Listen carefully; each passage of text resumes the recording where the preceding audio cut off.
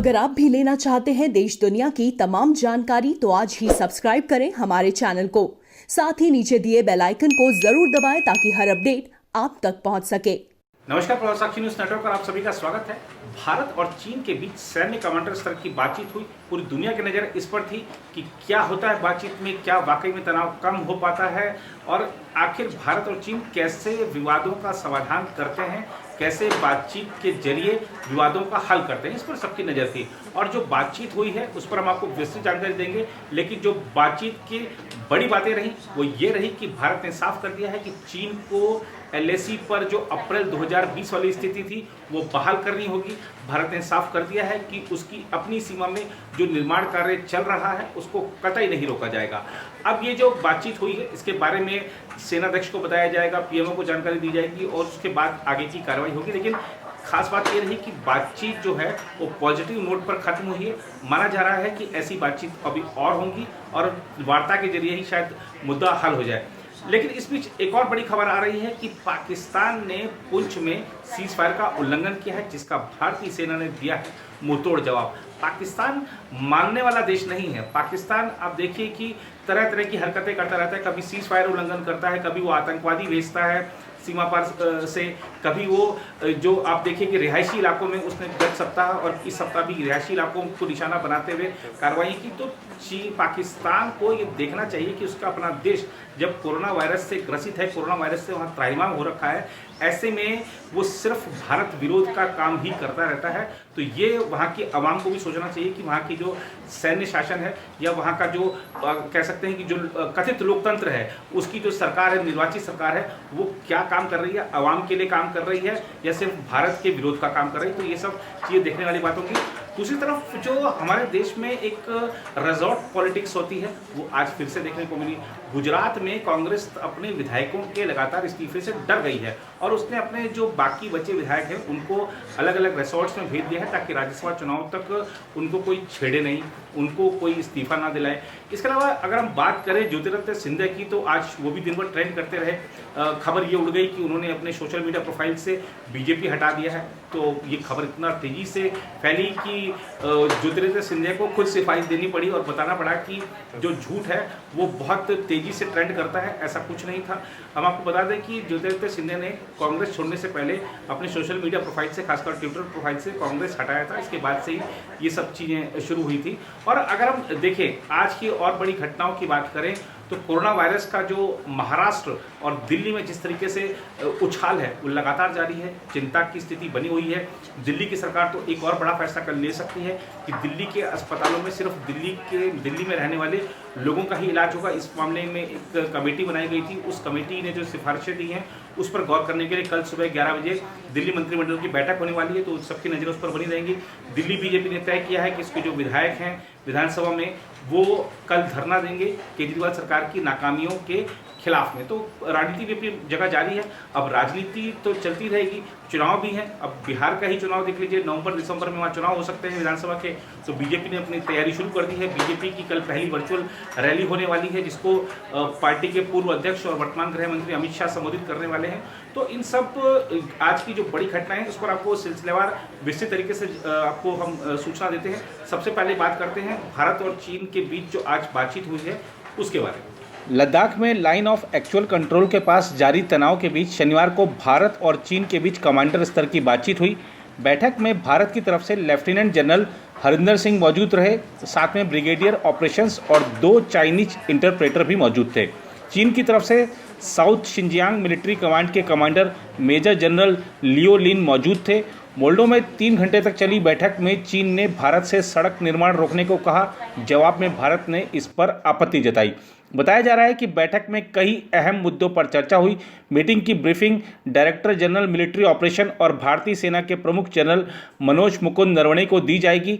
यह जानकारी विदेश मंत्रालय के साथ ही NSA अजीत डोभाल और प्रधानमंत्री कार्यालय को सौंपी जाएगी। इससे पहले भी 7 बार मिलिट्री लेवल बातचीत दोनों देशों के बीच हो चुकी है।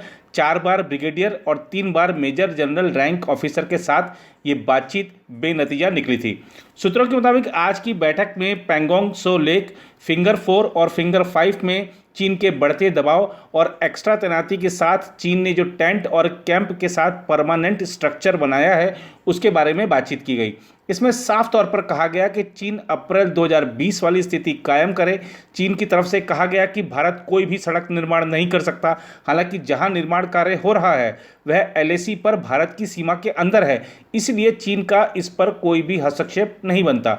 भारत की तरफ से ये बात भी कही गई कि गलवान में चीनी सैनिकों की तैनाती को कम किया जाए और उनको अपनी जगह पर वापस भेजा जाए।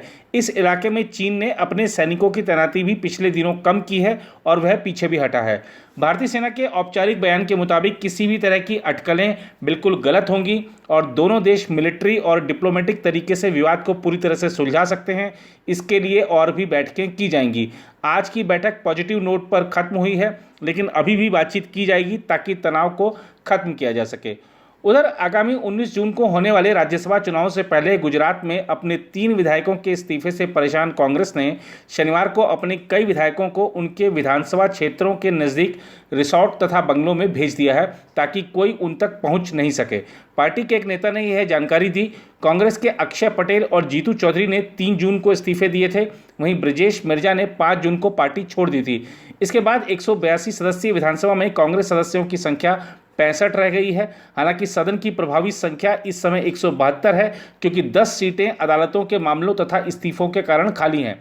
कांग्रेस प्रवक्ता मनीष दोशी ने बताया कि उत्तर गुजरात के अनेक पार्टी विधायकों को बनासकांठा जिले में अंबाजी के पास एक रिसोर्ट में भेजा गया है। वहीं दक्षिण तथा मध्य गुजरात के विधायकों को आणंद में निजी बंगलों में भेजा गया है। उन्होंने बताया कि सौराष्ट्र क्षेत्र के विधायकों को राजकोट के एक रिसोर्ट में रहने को भेजा गया है। दोषी के अनुसार पार्टी आलाकमान ने विधायकों को अपने काम पूरे करने के बाद शनिवार को आणंद, अंबाजी और राजकोट के रिसोर्टों में पहुंचने को कहा था। वे अपने विधानसभा क्षेत्रों की जोनवार स्थिति के आधार पर इन रिसोर्ट में पहुंच रहे हैं। इनमें से कई पहुंच चुके हैं और बाकी जल्द पहुंच जाएंगे। कांग्रेस प्रवक्ता ने कहा कि पार्टी के वरिष्ठ नेता विधायकों से बातचीत करेंगे और मौजूदा स्थिति तथा आगामी राज्यसभा चुनाव पर चर्चा करेंगे। दोषी ने कहा कि ये विधायक गुजरात में राज्यसभा की 4 सीटों के लिए 19 जून को होने वाले चुनाव के दिन तक इन रिसोर्ट में रह सकते हैं। इससे पहले कांग्रेस ने मार्च में अपने विधायकों को जयपुर के एक रिसोर्ट में भेजा था।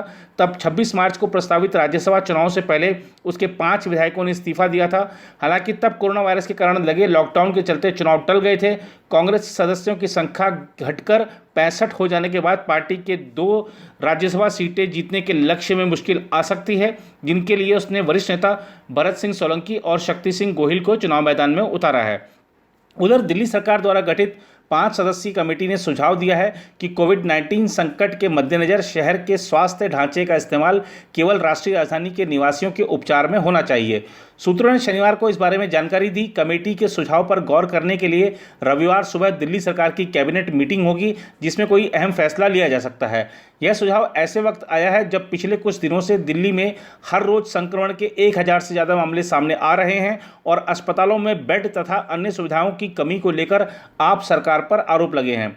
इंद्रप्रस्थ विश्वविद्यालय के कुलपति डॉक्टर महेश वर्मा के नेतृत्व वाली कमेटी ने सरकार को अपनी रिपोर्ट सौंप दी है। इसमें कहा गया है कि अगर दिल्ली का स्वास्थ्य ढांचा बाहर के लोगों के लिए खुला रहा तो महज 3 दिन में सारे बेड भर जाएंगे। दिल्ली सरकार ने कमेटी को राष्ट्रीय राजधानी में स्वास्थ्य ढांचे और कोविड-19 से निपटने में अस्पतालों की तैयारी पर सुझाव देने को कहा था। उधर भाजपा के वरिष्ठ नेता और केंद्रीय गृह मंत्री अमित शाह रविवार को ऑनलाइन तरीके से बिहार के लोगों को संबोधित करेंगे। बिहार में आगामी विधानसभा चुनाव के लिए इसे भाजपा के चुनावी अभियान के आगाज के तौर पर देखा जा रहा है। भगवा पार्टी इस आयोजन को सफल बनाने के लिए तमाम प्रयास में जुटी है, क्योंकि कोविड-19 महामारी के कारण किसी बड़ी राजनीतिक सभा का आयोजन नहीं हो सकता है। हालांकि यह ऑनलाइन रैली भाजपा के 1 महीने चलने वाले अभियान का हिस्सा है, जिसमें मोदी सरकार की उपलब्धियों को रेखांकित किया जा रहा है। केंद्र में नरेंद्र मोदी की नेतृत्व वाली सरकार के दूसरे कार्यकाल की पहली वर्षगांठ पर यह आयोजन हो रहा है। संभावना है कि अमित शाह आगामी विधानसभा चुनाव को लेकर ध्यान केंद्रित रखेंगे। बिहार में भाजपा का मुख्यमंत्री नीतीश कुमार की पार्टी जदयू और केंद्रीय मंत्री रामविलास पासवान की लोजपा के साथ गठबंधन है। बिहार भाजपा के नेताओं ने कहा है कि पार्टी ने अमित शाह के भाषण को सुनने के वास्ते अपने कार्यकर्ताओं और लोगों के लिए 72,000 से ज़्यादा मतदान केंद्रों पर इंतजाम किया है। अब अनलॉक 1 के तहत ये घोषणा की गई थी कि जो धार्मिक स्थल हैं या जो शॉपिंग मॉल्स वगैरह हैं वो 8 तारीख से खुल जाएंगे, लेकिन एक ऑनलाइन सर्वे हुआ है उसमें 58% लोगों ने कहा है कि वो अभी धार्मिक स्थल जाने से बचेंगे, क्योंकि वहाँ पर सोशल डिस्टेंसिंग को का पालन कर पाना बहुत मुश्किल काम होगा और लोग बचना चाहते हैं। जिस तरह से अभी संक्रमण तेज़ी से फैल रहा है और लगातार जो संख्या बढ़ रही है उसको देखते हुए 58% मायने रखता है ये बात। और दूसरी बात ये है कि अलग अलग शहरों से अगर हम बात करें, अभी हरियाणा की बात करें तो खासतौर पर गुरुग्राम के बारे में आ गया है कि वहाँ पर सोमवार से शॉपिंग मॉल नहीं खुल रहे हैं। कई धर्मस्थलों ने खुद से ही, अगर हम उडुपी के श्री कृष्ण मंदिर की बात करें, प्रख्यात श्री कृष्ण मंदिर की बात करें, तो वहाँ पर आ गया है कि अभी वो नहीं खुलेगा। ऐसे ही अलग अलग धर्मस्थलों की तरफ से भी अब स्वतः ही बताया जा रहा है कि अभी वो फिलहाल नहीं खुलेंगे। या मॉल्स भी अब देख लीजिए कि जो अलग अलग स्टेट्स में, अलग अलग शहरों के लिए अलग अलग व्यवस्थाएं राज्य सरकारों ने स्थिति के अनुसार की हैं। तो अगर आप भी धर्मस्थल जाना चाहते हैं, मॉल जाना चाहते हैं, तो कृपया नियमों का पालन करें। जो SOPs जारी की गई हैं उसका पालन करें। और जो अगर अभी जाने से बचें तो वो ज़्यादा समझदारी वाला काम होगा। फिलहाल इस रिपोर्ट में इतना ही। बाकी देश की खबरों के लिए बने रहेंगे आप प्रभात साक्षी।